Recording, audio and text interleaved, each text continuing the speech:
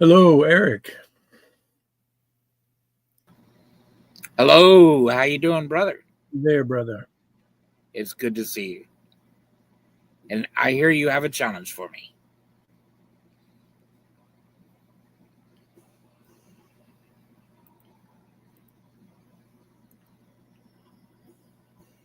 I'm sorry, I had my volume muted. That's okay. Yeah, I hear you have a challenge for me, brother. So I showed up. Yeah, right. Well, it's been said. Well, on an old debate video that you made a claim about proving God through science. Yes. Okay, and Yes. yeah, somebody brought it to my attention. I didn't really understand what you meant, to tell you the truth, and I wanted to challenge you to see if you might try to lay that out. I would love to lay that out. And let me tell you, if the person that wanted to challenge me on this would like to refute anything that I lay out for you, I will be happy uh, Okay. to face them and let them have at it. We'll see what goes. But let me say first of all that sometimes we sensationalize things just a bit, and but yet my case is this. This is the case that I lay out. We have a lot more of a scientific case for God and a godless creation, or a God creation, than we do for a godless creation.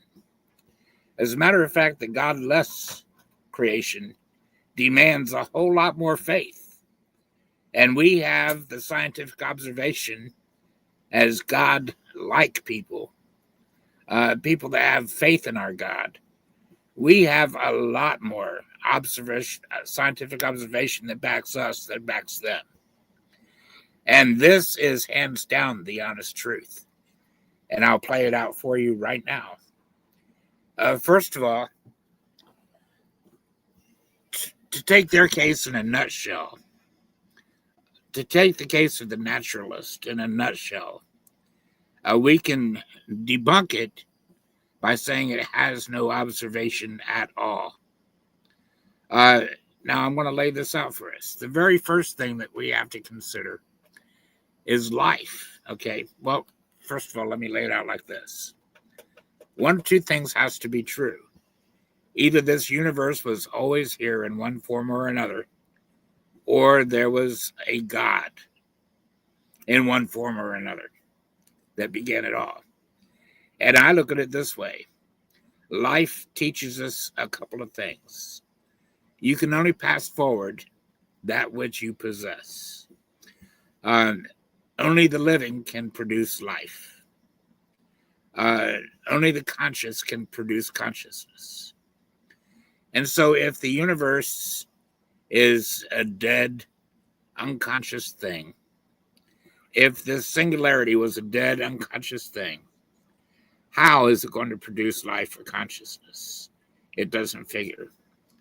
But if a God was always here first, if a living, conscious God was here first, then this conscious God can produce whatever it wants, life, consciousness, etc.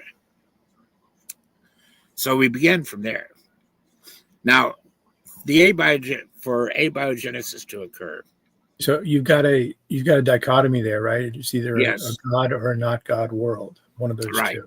Okay. Now, some people will say that's a false dichotomy, but I say produce the third viable option, or it's a dichotomy. And I've heard such ridiculous things as a little elf farting planets and stuff, farting a universe out of its butt. That would still make it a god, no matter how ridiculous an example you want to make. It would still be a god, the creator of the universe. So unless they can come up with a third option, it's not. It is a dichotomy, and therefore not a false dichotomy. So that's your choices. Either a dead universe or a living God produced everything that is. That's the first thing we should understand. And then let's examine real quick the side of the atheist, the naturalist, the evolutionist. They say, for instance, abiogenesis was the beginning of everything. But then when you try to hold them to that, they try to say abiogenesis is not evolution. They try to separate themselves from it, even though the abiogenesis claims that the first cell evolved. That there was a number of attempts that failed. It finally evolved, and it finally began replicating in populations. That's the claim. Some people will say panspermia. Well, that's okay. You still had abiogenesis somewhere, sometime, in order for panspermia to be true. Otherwise, you got an infinite regress, which is just ridiculousness. You're putting off the obvious. So, at any rate, we've never observed it. We've never been able to prove it in a lab. It has been falsified, shown to be wrong every single time it's been attempted. Now, if this were some other idea, it would have been negated and abandoned a very long time ago. But no, they've got to hang on to this, brother. They've got to, because this is their only hope.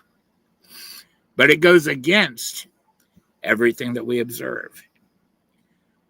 I'll get to that in just a little bit here. Now let's give them that miracle, though. Let's give them that very first cell. Well, now step 2 in the plan of evolution. What do you got to do, Brother Jay?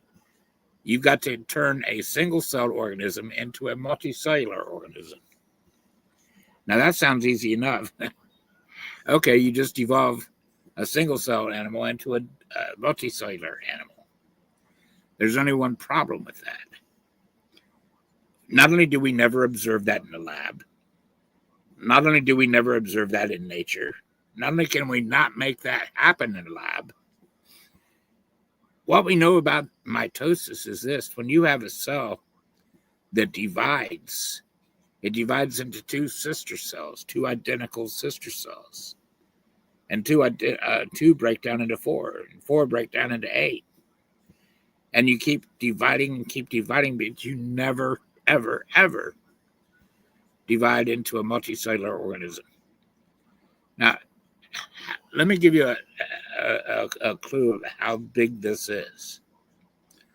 Well, I'm gonna weigh this out in just a minute. On the other hand, you have biogenesis, and I'll bring that in a minute. But let me wreck their case just a little bit more. So, when it comes to producing life, they have nothing. Everything that they try to tell you is impossible. It's proving impossible in the lab. It's proving impossible in nature. It's not possible for a single-celled organism to produce a multicellular organism. The people that claim that it's happened are misunderstanding what they've read. The closest thing they can come to this is the fact that some single-cell organisms colonize with other single-celled organisms. They keep reproducing one another, reproducing single-celled organisms, and they secrete something that allows them to mold themselves together, to colonize themselves together, so that they're protected from predators. But that's all they've got. Then they overblow their case with everything else. They say evolution proves true in everything. Look, we've got all these everything in nature proves that we have common ancestors. And they give you the example of the human and the chimpanzee. Now, there's a problem with this, Jay, and that is they don't like applying scientific method to their claims. It's easy enough to claim that we have common ancestors. It's easy enough to make that claim. They look at the DNA of the chimpanzee, they look at the DNA of the modern human being, and they say, oh, look, it's obvious we've got a common ancestor, and they put it in the books, slam it shut, say it's sealed, and this is the gospel. There's only one problem with that. You see, they come to you like Will Freeman and like other people that I know, and they say, we want scientific evidence for God, but when you give it to them and you ask them for theirs, they laugh in your face and they don't offer any of their own because they don't have any.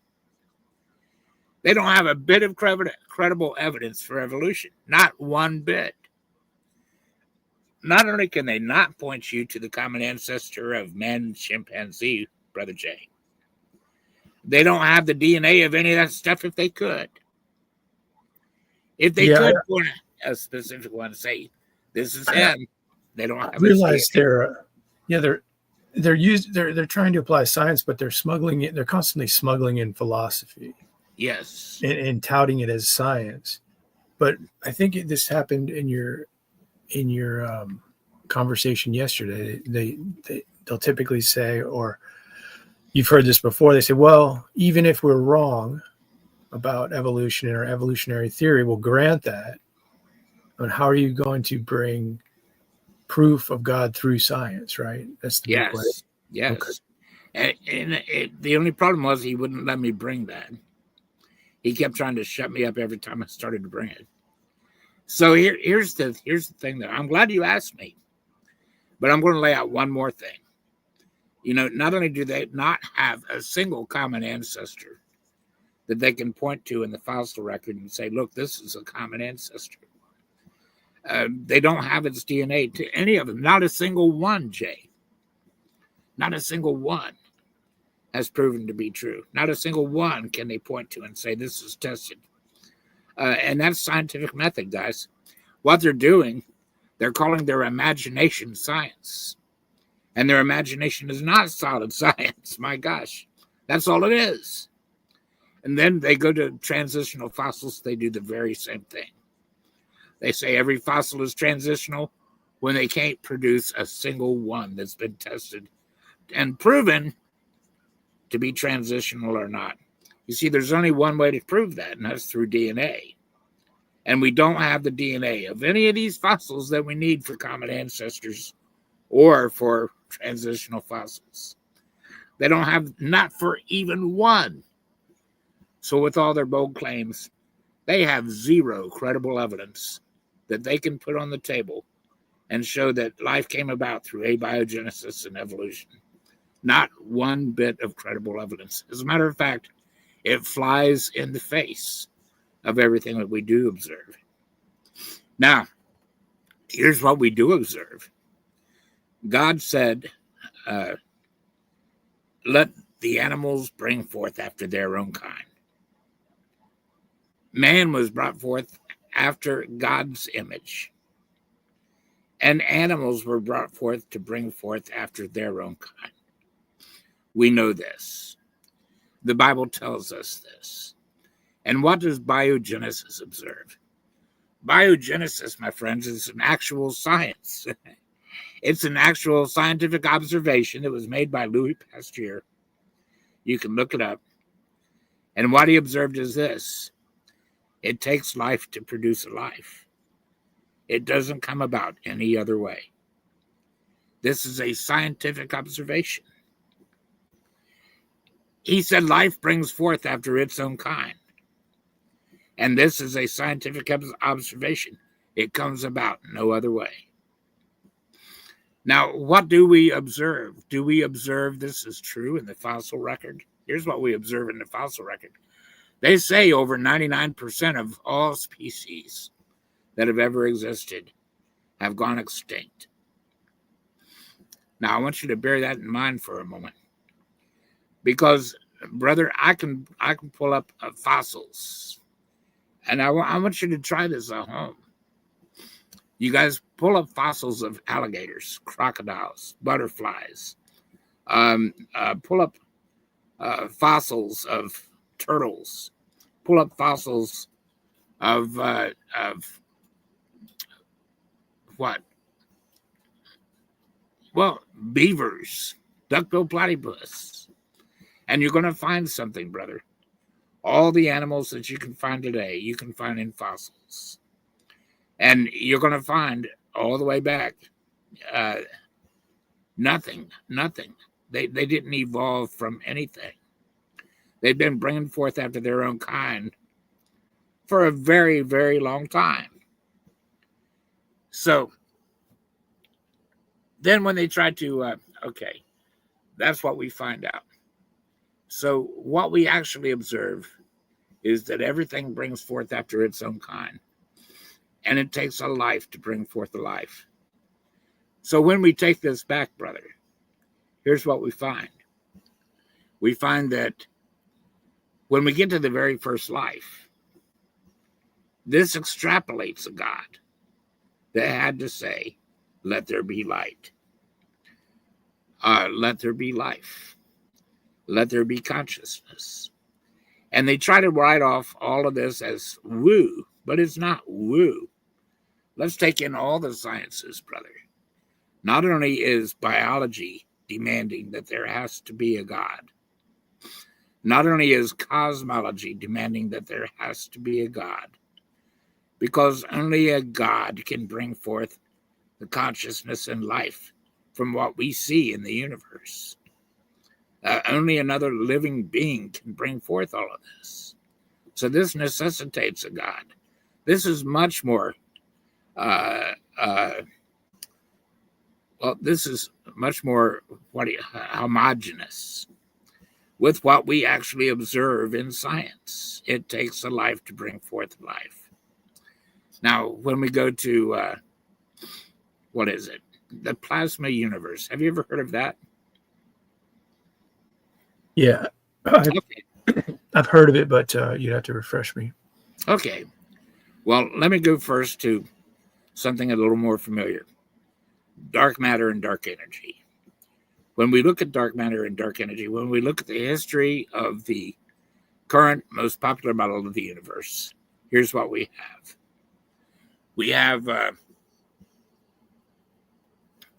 We start with the Big Bang. They say, okay, this is the most popular model currently held. It starts with the Big Bang, but the Big Bang was falsified through flatness and horizon. Two main problems. The universe is flat. They have no way to understand why it's flat, if that's true. And the horizon, the perfect fine-tuning of the universe that is too good to be true. Scientists find a problem with both of these. So that's when inflation came along. And they said, okay, well, we need inflation to help take care of this problem. The problem with that is Guth, if you look at his paper that he released in 1980, you're going to find out that he said, this is a beautiful idea, inflation. But the mathematics don't allow it. There's a problem with the mathematics, and we're going to have to take it back in and refigure this. He falsified his own paper in his very first paragraph of the abstract. You can read it for yourself. So that's when they pulled it out for 3 years and they sewed it up with string theory. But if you read now, scientists are abandoning string theory like crazy. It hasn't worked out. They can't make it work out. There's a big thing, not just Eric Weinstein. For a long time, Peter Kuwait, or whatever his name is, a big major scientist that abandoned ship long ago, back in the 80s, when they came out with this, said that none of this stuff is even testable. It's nothing but a fairy tale. And he was right. But they kept trying to cheat and say, well, we can test his predictions. You can't test the theory, but you can test its predictions, they said. So they tried to test for supersymmetry at CERN for years, brother. And every single test trying to verify supersymmetry has failed. Now, so they're not able to stand on their cosmology. So what do they do to rectify that? They say dark matter and dark energy explains all the reasons why we can't figure this out. And they try to fix it with dark matter and dark energy. The only thing is, that's a better case for us, brother, for the Christian, because dark matter and dark energy are two invisible forces. Well, it could be one invisible force when it comes right down to it. They don't know it's two forces, but they have one force that's expanding the universe, and they have another force that's holding it all together. It's keeping the galaxies and the from flying apart, and the solar systems from flying apart. There's some kind of added extra gravity in there that they can't account for. And the dark energy is expanding the universe at a faster increasing rate when it should be slowing down and decreasing, but it's not. So what problem do we have with that, and how does that assist the Christian? 3,000 years, brother, before we knew this universe was expanding, the Lord said, I am stretching forth the universe like a curtain. All creation, stretching it forth like a curtain. And he said that, brother, over 6 times, that he is stretching, present tense, the universe like a curtain. He said that over half a dozen times, 3,000 years before we knew the universe was expanding, or suspected that it was expanding. 2,000 years before we knew that for some reason the galaxies and the solar systems should be flying apart. 2,000 years before we knew that there was something that was mysteriously holding it together. Colossians tells us that Jesus is the one that's holding all of creation together. So, telling us that it should be flying apart. Jesus is the one that's holding it together. So they are observing two invisible powers that they cannot explain. It's omnipresent. It's everywhere. There is some place. There is dark matter, or dark energy, rather. Everywhere. It is everywhere. Omnipresent. It is omnipotent over the universe. And it's doing what it wills. They can't explain this invisible force. I say they detected the force of God that's expanding the universe and holding it all together, that we were told God is doing. They have detected the force of God. In other words, they're depending on God to fix all their errors so we can understand the universe, and they don't even know it. Now, so then we have, not only do we have biogenesis, not only do we have cosmology, biogenesis teaching that life only comes around when you have life to bring it around. And so does consciousness. And I don't care who the atheist is, they can't show us anything different. Not only do you have all these things, you've got the plasma universe. The plasma universe is something that's so cool, and it's very akin to quantum physics. But let me touch on quantum physics first. You have with quantum physics, you have what's called the double slit experiment. And basically what the double slit experiment teaches us is this. When we are observing, when matter is observed, it acts like matter. When it's not observed, it acts like energy. Now that's extremely weird. I can take you to the Al-Khalili. He is a professor at the Royal Institution. And he does this little 10-minute thing on just the double slit experiment. And he lays it all out, how it acts one way when it's observed. It acts another way when it's not observed. It acts like matter when it is observed. It acts like energy when it's not.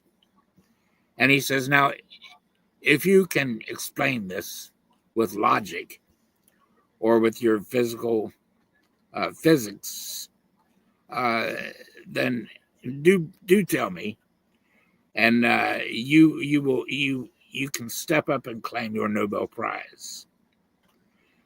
This is a man telling these people, these naturalists, you don't have an explanation for this, no matter how haughty you may be and try to present one. We don't understand this. Now, let me point out the significance to this. E equals mc squared. That's right, folks. E equals mc squared. You see, this is Einstein's great equation. And this is part of the equation that they use to figure the inflation of the universe. Okay. Now, why is this important? Why is this germane? Because this is implying that if there was an expansion of the universe, even if there was an expansion of the universe, it had to come from God. God had to be there. There had to be an observer for E to equal mc squared, for matter to act like matter and not energy. There had to be an observer of the Big Bang. These things are all, you put them all together, all of these things, and they demanded God. The atheist doesn't have anything close to this. This is completely homogeneous with all of our observations in science, every single one of them. And every single one of these observations in science just stomped the atheist argument right into the ground and negate it. So then I'm certain I was going to say, I'm certain that the atheist, the unbeliever, is going to want to know, even if they grant all of what you're saying, how that's going to get you to the Christian God, right? Well, it's the very statements in the Bible that make all of these things compatible with science. You don't have that with Vishnu. You don't have that with Thor. So there you go. I'll tell you what you do have with Vishnu and with Thor. If you look at all of the ancient religions, brother, every single one of them, most of them worshipped a snake. And where did that imagery come from? And not only that, but I believe that every ancient religion is proof that the Bible is true. Every ancient religion claims that their gods came from the stars or some weird place off the earth, that they were from somewhere else, and that they came here to earth and took over mankind. Look at the Clash of the Titans. My gosh, what a story. What a long saga that is. And how does that mirror the Bible? Well, you see, you have all of these mythical creatures. I don't think they're so mythical. You have pharaohs that claim they came from the gods. Maybe some of them did. Maybe some of them were Nephilim. All the ancient world leaders that claim to be descended from gods. Look at them. Now, not only do you have these Nephilim, they ruled the world, but they demanded worship. And they've come down through history, through the Mesopotamians, through the Greeks, through the Romans, you name it. They've come down through history. All the same characters, just given different names. They tell the same stories. They have the same mythologies because there's a good part of this. It's all true. And the Bible tells us that all of these people, all of these angels, these fallen angels, these Nephilim, they lived in rebellion against God. That's why they were there. The angels rebelled against God. And all of these ancient religions tell a lot of the same stories, right down to the flood. Except they try to make God look like the bad guy, make their gods look like the good guys. And yet, it's their gods that are procreating with human beings, isn't it? In all of their stories.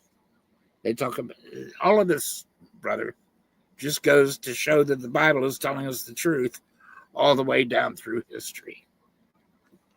And we haven't even touched on the plasma universe yet.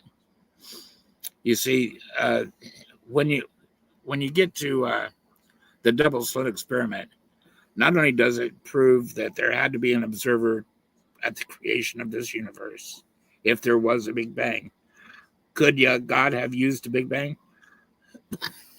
Absolutely. Pardon me. Jesus said that he flung the stars with his hands. Absolutely, that could be emblematic of a Big Bang. I'm not saying it wasn't. So yes, God could have used a Big Bang, but there was an observer as he flung the stars. That's what it says. And so we have, no matter where you want to go with this, we have science backing us much more than the atheist that has nothing at all backing their godless universe. Nothing, no observation. There is no scientific observations out there that back them. None.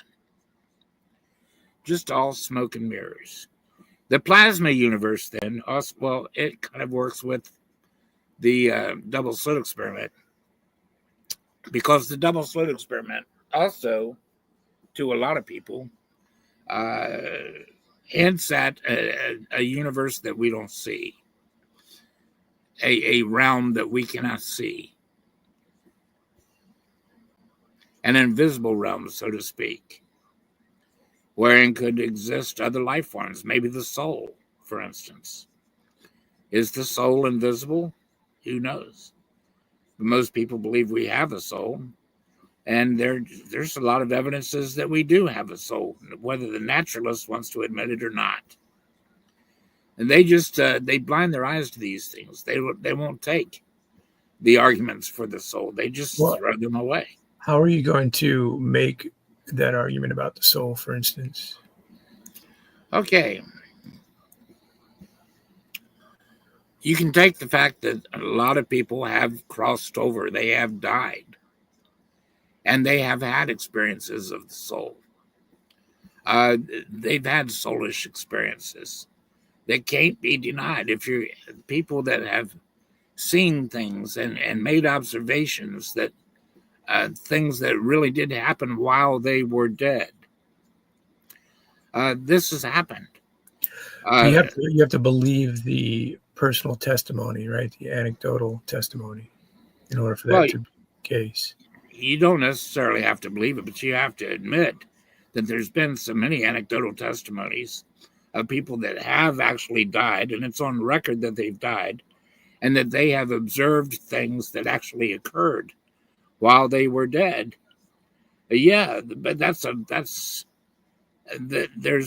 more than anecdotal testimony there too. There's testimony from doctors and nurses that this stuff really occurred just exactly as they said. These things were said while they were dead. These things were done while they were dead, and that person had no way of knowing it. So it's more than anecdotal testimony. There's witnesses to these things. So they can't just write that off, but they do. They try to make it seem like, well, this is just done in in isolation. No, it's not. But there's other things too.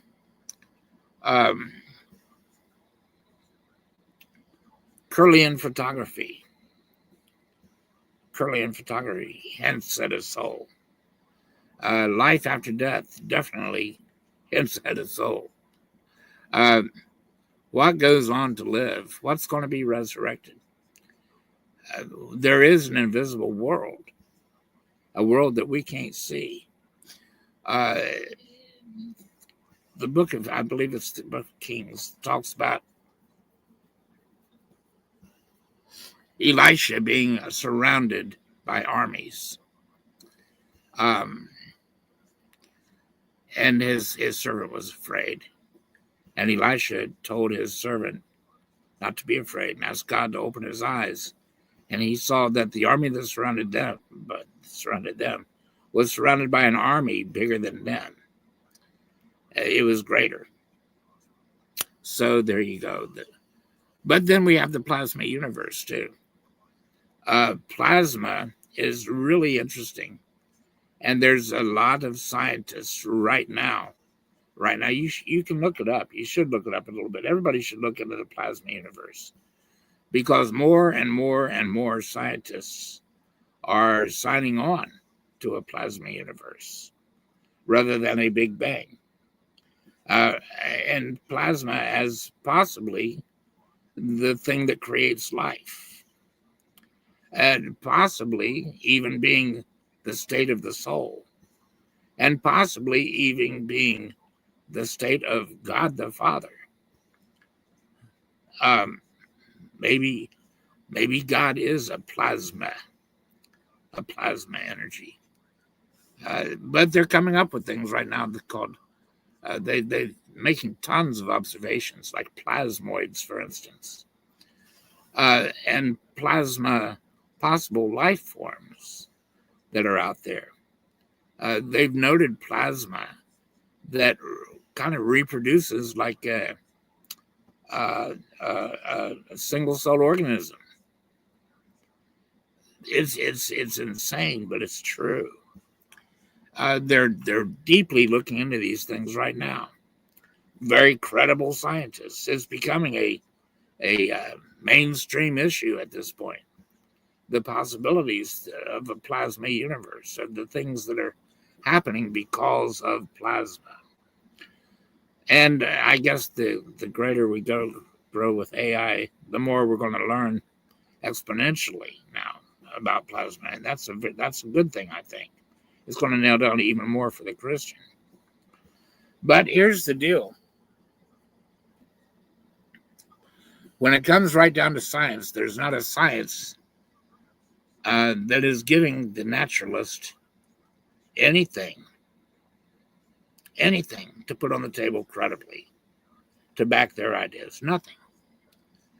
It all backs the word of God. Every single bit of it is demanding a God, opening the door for a God to make sense.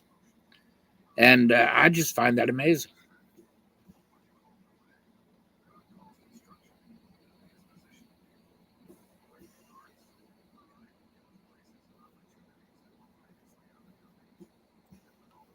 Well, you can challenge somebody to continue this conversation with you if you want to. I put the link there. I don't know who's around right now, but I think that's a sufficient starting point to a longer conversation if someone wanted to get into that with you. I appreciate you just popping on without notification there. And I just showed up with the challenge today, but I've got some things I got to do in the meantime. You can stay on if you want and wait for someone to challenge, or you can just give an open challenge for the future if you want to continue this conversation with somebody. Yeah, I'll hang on and take a, do you have any hard questions? Seriously, I'll do my best. Well, I was just trying to think of the general questions that come up.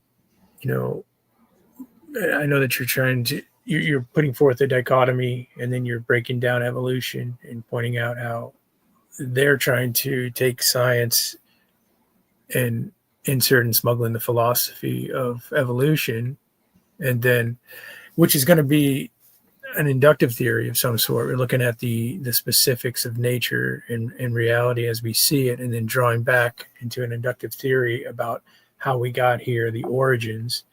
And evolution is touting that idea as science, where it's more philosophy. And then, the harder question is what I think comes up most of the time, is how you get to the Christian God specifically. And then obviously there's going to be a lot of questions about how you know that the scriptures are reliable, the information is reliable, and so forth. So I would take a different way of arguing this, as you know, but basically I was just getting on here to sort of prompt that, because some people have been asking about how you're going to prove it scientifically, but that's basically where I'd leave off on that challenge, because we differ in the way we argue these things. Yeah, yeah, We can get to that another time, though. The difference is there because yeah. I think you might I have would. problems when it gets into epistemology, like the knowledge of how you know that the scriptures are reliable from this particular position. I think that would be a problem for you Yeah. potentially. Well, there is something to be said for anecdotal experience with God. God is like working with God is like learning how to do things at home. I've learned that I can depend on God, just like I've learned that I can walk to a light switch and that light's going to come on when I flip the switch. Uh, you get experience with God and He talks to you.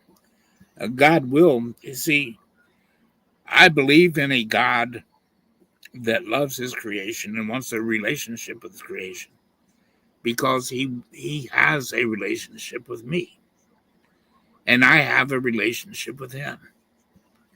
God speaks to me and I don't care who thinks that's crazy.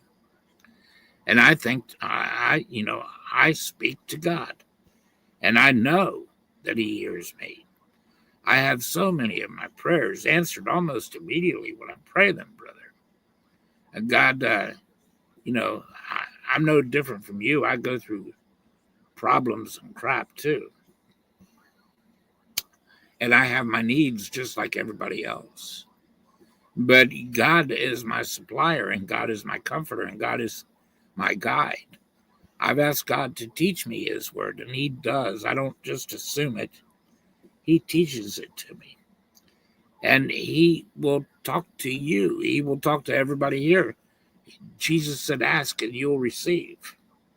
Seek and you'll find. Knock and it'll be open to you. The problem is we don't ask, we don't seek, and we don't knock. Many times we don't. Yeah, I would agree with you. But we've got to be bold enough to ask. And not only that, but when you look at the religions, the ancient religions, brother, all of the ancient religions, look at who was it? Apollo. Having sex with men, women, earthly men, earthly women. One of the angels that fell. Something really interesting. If you look at the 11th chapter of Revelation, you're going to see one of the spirits that are released from the bottom of the pit is the king over them, and his name is Apollyon. That is the Greek name for Apollo. That's how Apollo is referred to in the Greek, Apollyon. So the 11th chapter of Revelation is telling us that Apollo is in the bottomless pit. He's the king over the demons in the bottomless pit, one of the people that are reserved in chains of darkness because of his sexual sins. So I think this is telling us something, guys. I really do. All of these mythical gods weren't mythical at all. They were the fallen angels. And then you have people like Alexander the Great and the pharaohs and others that claim to have been descended from the gods. In this case, if this is true, what I'm talking about, they were descended from the Nephilim, from the fallen angels. So, yeah, they did have that angelic blood in them. And yes, they did. Maybe that's why this world is so crazy even today. Maybe that's why Augustine, whom I don't really like at all, because Augustine tried to destroy one of the most important things that we have in Scripture, and that's the Genesis chapter 6 understanding. We've always understood. I mean, it's from the beginning of time, or at least all the way through the Scriptures. It was understood that the sons of God spoken of in Genesis 6 was the fallen angels. And Augustine did everything he could do to try to bury that and give us the theory of the sons of Seth. being the sons of God, which doesn't make any sense at all in context. If the sons of Seth looked on the daughters of Cain and took wives, well, how does that bring forth giants or tyrannical men that are full of bloodlust? Mighty men, it's called mighty men. These are depicted as giants by the ancient Mesopotamians, by the ancient Romans, by the ancient Greeks. They're all depicted as giants, guys. Nimrod himself is depicted as a giant. So all of these things prove the Bible. Even the ancient mythologies prove the Bible, in my opinion, because they were worshiping the fallen angels and the Nephilim. All right, brother, I got to pop off. Like I was saying, I'll leave you on here, and I left a link in the description. I could still pop people in, because I'm still at the computer. But you just carry on as long as you want to. I guess you can address the comments if you want to, if no one comes in. I wanted to say thanks for popping on. One of the things I've always liked about you is your willingness to take on any challenge, and I really appreciate that about you, brother. God bless you. Thank you, and thank you for bearing with me. I'm more of a researcher, brother, than I am a communicator. I'm a poor communicator, but I thank you for allowing me to communicate. Take care. God bless. God bless.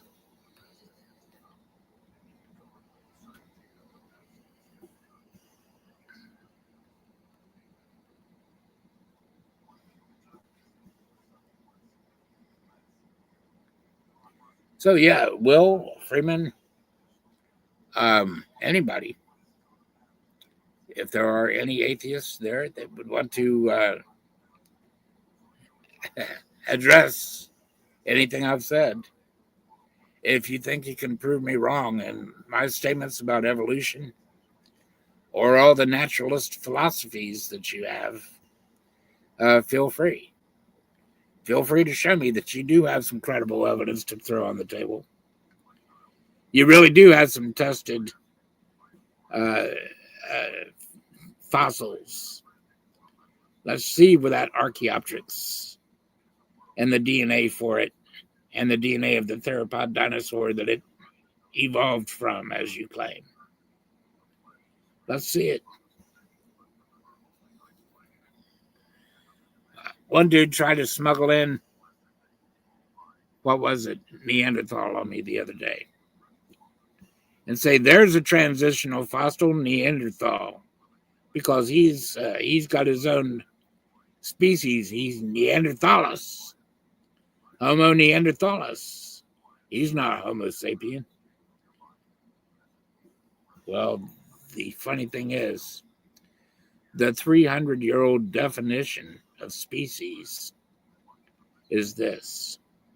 A species, and this predates Darwin by over 100 years, a species are like organisms that are capable of interbreeding and producing fertile offspring. The funny thing is, we now have the genome of the Neanderthal. We have the genome of the Homo sapien. And we know for a fact that we have interbred and produced fertile offspring, which, according to the definition of species, makes us what? The same species. So then why have we not corrected that and called him now Homo sapien instead of Homo neanderthalis? Why haven't we corrected that? Because we need to keep the illusion of evolution, even though there was no evolution.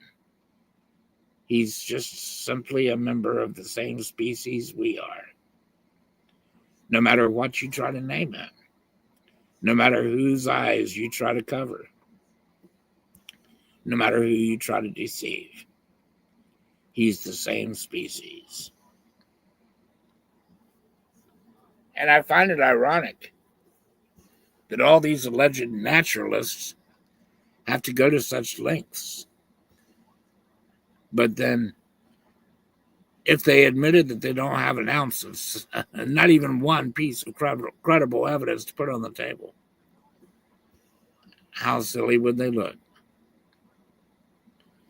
Making all of their hateful comments about show me your God. My God sure fits the scientific facts a whole lot better than you do.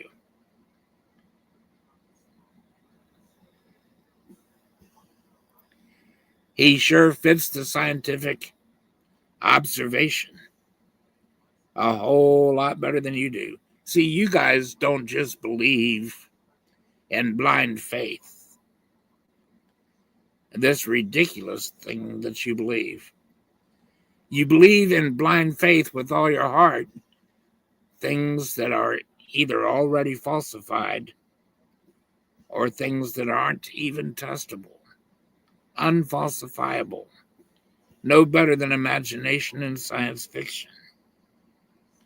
Things that go against the very observations we do make. You have blind faith in that which is proven to be wrong.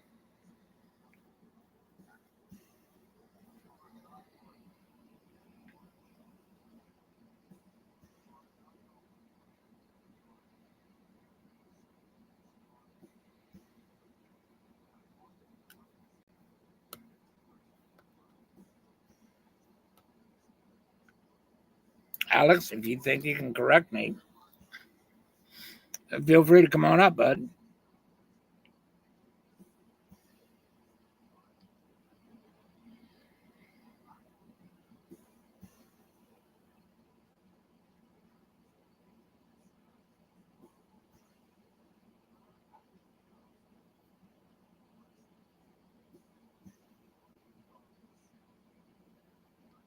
Alex, do you believe in evolution? I'm just curious.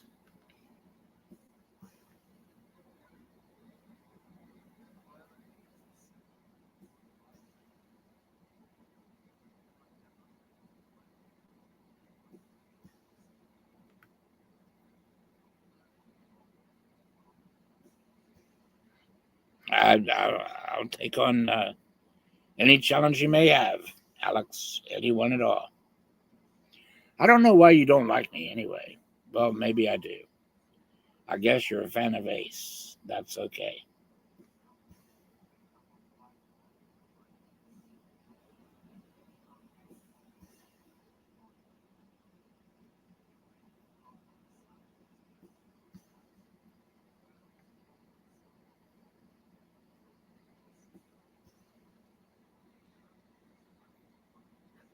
Alex, I'm glad for anything good God has done for you, buddy. God is very good.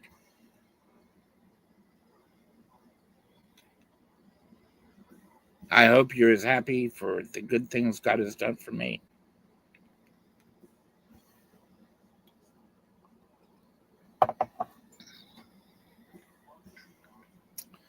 God doing good things for us, though, doesn't mean that we're always right in what we say or think or feel.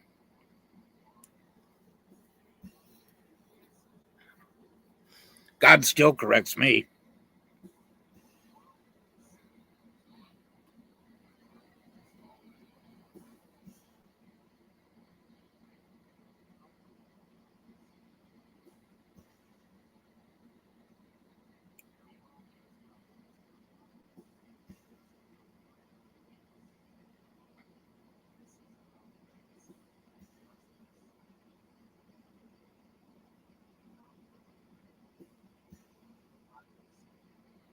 Yeah, Roland, Roland brings in a pretty good point there.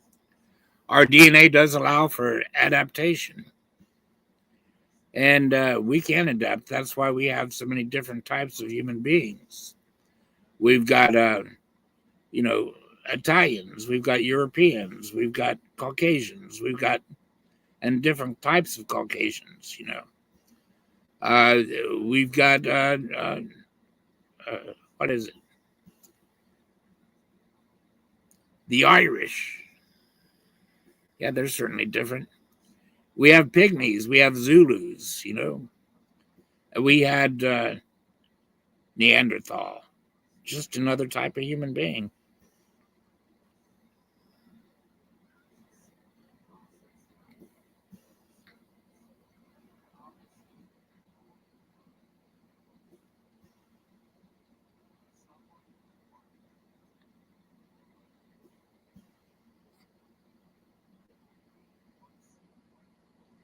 That's right, Lawrence.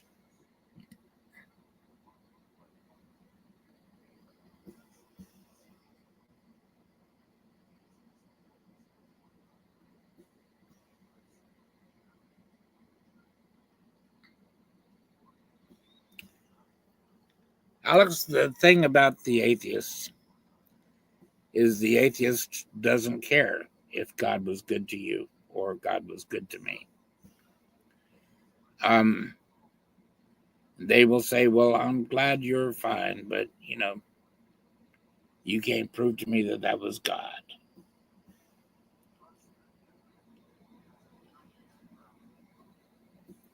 You got to understand that about the atheist, Alex. Let's not be naive.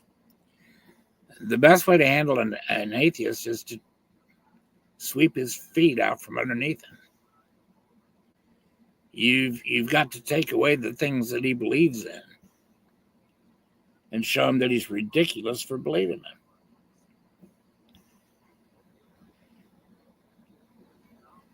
Once you do that, then you open the door to show him that, God is greater. That's why these guys blow up, man. They freak out when a creationist shows them that they don't have a single thing to even lay on the table. Nothing. And then when you start showing them that all of science demands a God, even anthropology demanding a God, the studies of ancient religions demanding a God, biology demands a God, cosmology demands a God, quantum pointing to a God, plasma pointing to a God. Plasma life forms are even possible, guys. What are angels? Angels that kept not their first estate. What are they made of? Why can they take shape in different forms and different shapes and different sizes? What are they?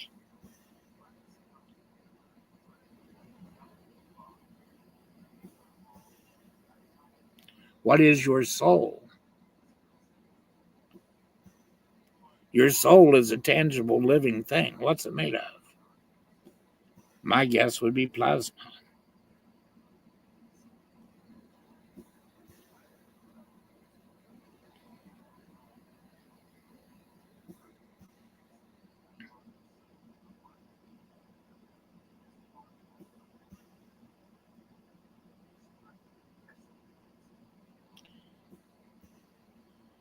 Richard Dawkins. Richard Dawkins, I'm going to try to be nice here. Richard Dawkins is probably responsible for the destruction of actual evidence, geological fossilized evidence that disprove his theories.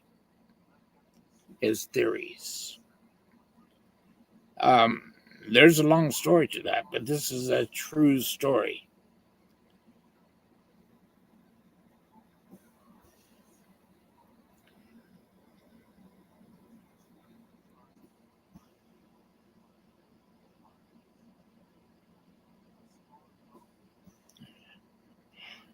Roland says Dawkins thinks that life came here on the backs of magic crystals. Yes.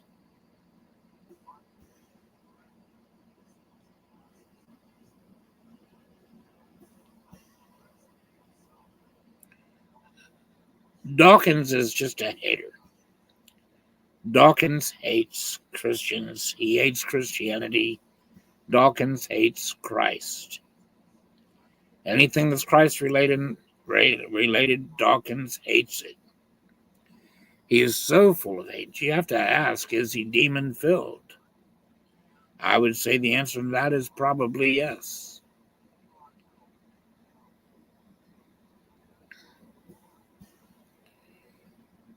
He's a militant anti-theist.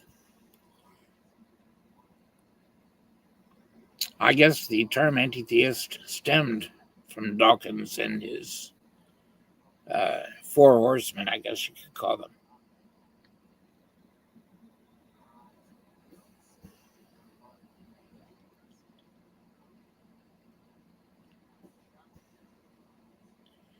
But I will challenge Will Freeman. Feel free to meet me anytime, Will, and show me that you've got a better naturalistic refutation of anything that I said, and show me that you do have something naturalistic to throw on the table. Show me you do have a fossil that was tested and proven to be transitional from anything to anything.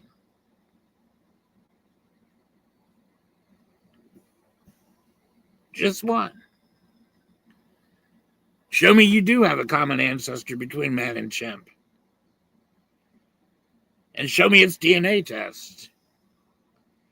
You know, your theories have to be falsifiable. If they're not falsifiable, you're not separating science from imagination. And all you're presenting is imagination. That's all. So tell us all fossils are transitional when you can't throw a single one on the table that's been tested and proven. Tell us we all have common ancestors when you can't point to a single one that's been tested. Not a single one. Not even one.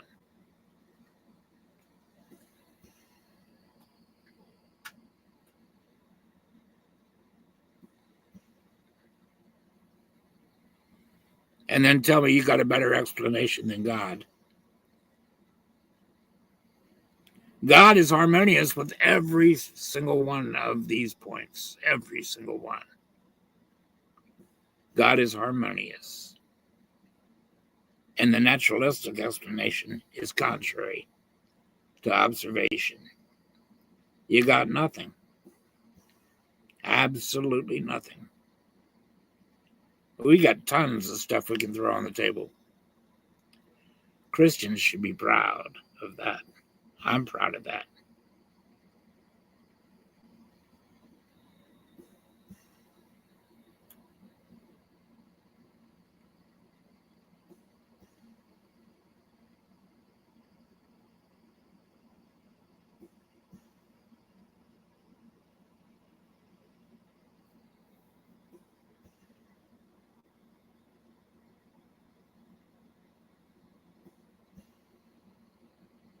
Shark and Poke asks Lawrence, why did God create the earth?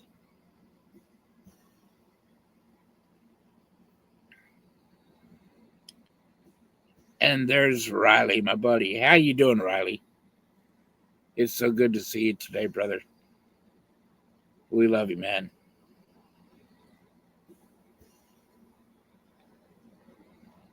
I've always loved conversation with you, dude.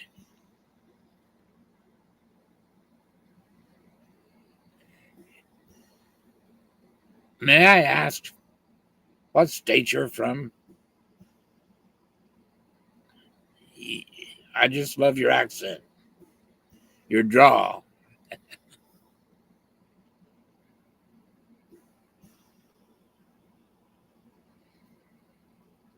Georgia, okay, makes sense. I've spent a lot of time in Georgia. I spent a lot of time working in Georgia as a young man. Problem was, I'd get arrested every time I go through Atlanta. I was glad to get out of Georgia.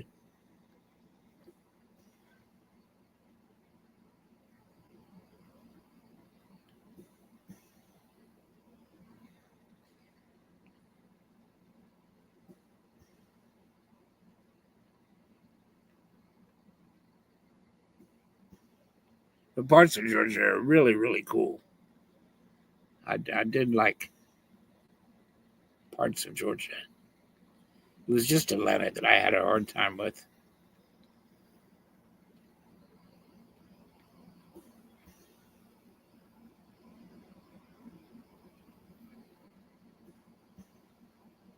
Yes, sir, they're strict there. But I'll say something about Georgia. The men are men and the women are women in Georgia. That's something you can depend on. Tell me things like that haven't changed there.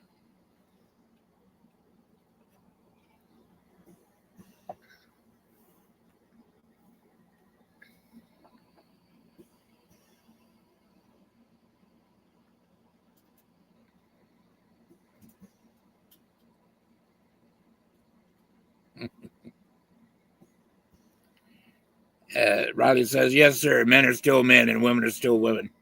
You won't find blue-haired protesters in Georgia, that's for sure.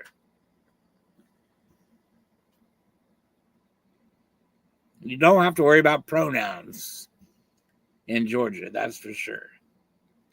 When I went to talk to that atheist yesterday, that was really funny. I had to call in. And he says it was a girl that was taking the calls and lining them up for the two speakers there who are supposed to be scientists. Both of them are supposed to be scientists. And they asked me, when I gave them my name, she asked me, what's your name? I told them, Eric. She said, what state are you in? I kind of fibbed, and I said, Ohio. But I've lived in Ohio before, so she asked me where I'm from. I said, Ohio. That was where I was born. So it wasn't a lie. Anyway, she asked me, what are your pronouns? And I told her Mr. Mister. And I expected her to put Mr. up there because I saw the he, him for the dude with the blue hair, and he, him for the other dude was the one that got angry so easily. So I said Mr. for me. Well, wouldn't you know it, I got misgendered. They didn't put Mr. Eric on there. They put Eric, he, him.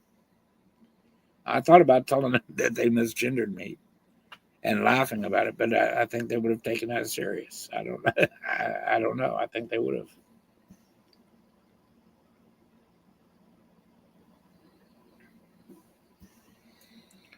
So, we'll take this as a challenge, bud. If you want to come along and prove me wrong in any of this, we can set up a day and a time. We can set it up for you. I don't reckon.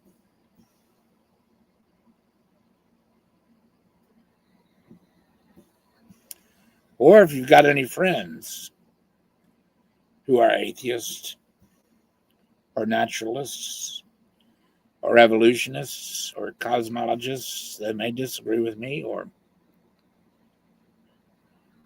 I don't care.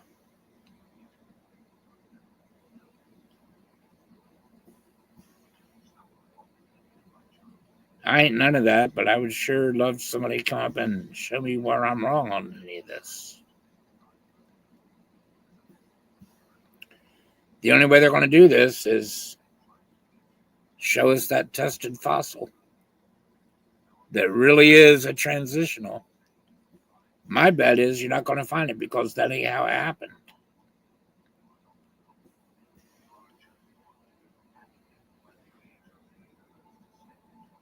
It doesn't matter. You'll find fossils of everything that lives today. But you won't find anything that they evolved from other than what they are. And what you have in your way of classifications, anyway, is a joke, because you've got more than just Neanderthal and Homo sapien, proving that you're trying to manufacture evolution where there is no evolution. You're creating a false image, because we did produce fertile offspring. We are the same species, Neanderthal and modern man. You did the same thing with coyotes.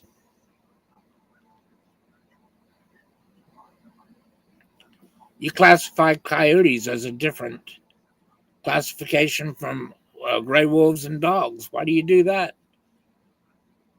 When they too interbreed and produce fertile offspring. Coyotes are the same species, and yet you've got them listed as separate species. It's a lie. Why do you do that? Coy dogs, coy wolves. Look it up, guys. Google it. It's their things, because they do interbreed. They do produce offspring, fertile offspring. In some areas in the United States, they're taking over. Coy dogs and coy wolves. Coy wolves are especially dangerous.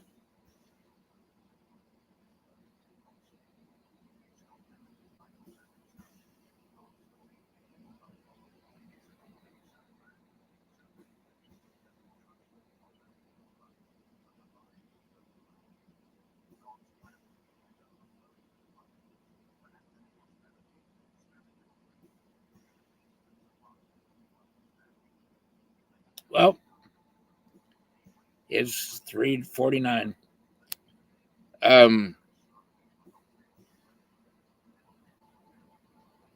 It doesn't look like we're going to have any atheists drop in.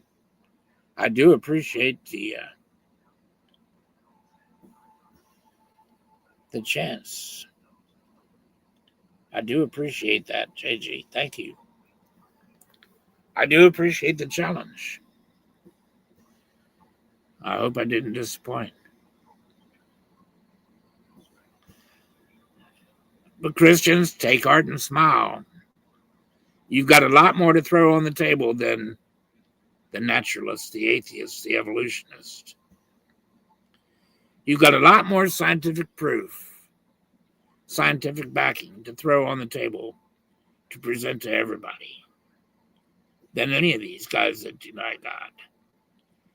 You've got a lot more than any of these God haters. Be proud of that. Be proud of that. God is good. Roland, I hope you do have that someday. Riley, you have an awesome day yourself, my friend. Might do a live stream later, calling out some atheists if possible. Might not, but I probably will try.